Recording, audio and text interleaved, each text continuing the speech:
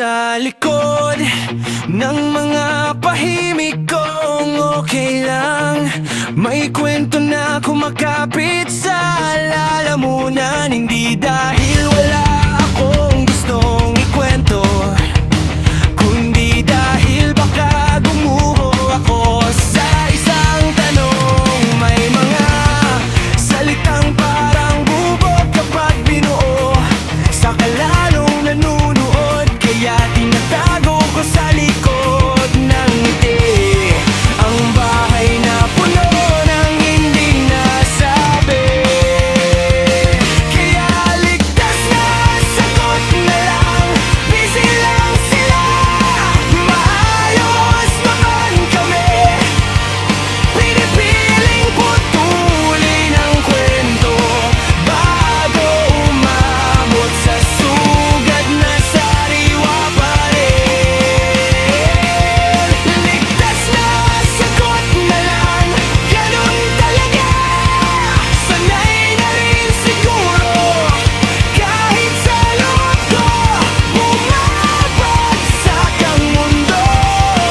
Sa bawat tanong na simpleng kumusta kayo, alam ko, hindi ito walang laman, sobrang buo.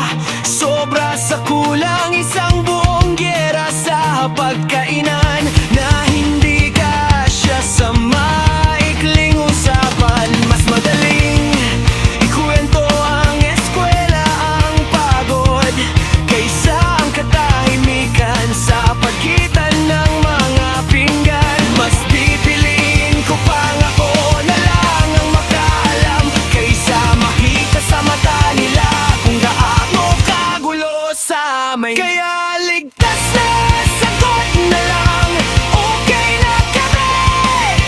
Ayos na ulit ngayon, pinipiling paikli ng pelikula bago pa tumulo sa sahig ang luha ko. Ligtas na sagot na lang, atibay kami. Palaban ang magulang ko, kahit sa loob ko naglalakad sa bubog. Sa bawat ayos lang ba kayo sa bahay nyo?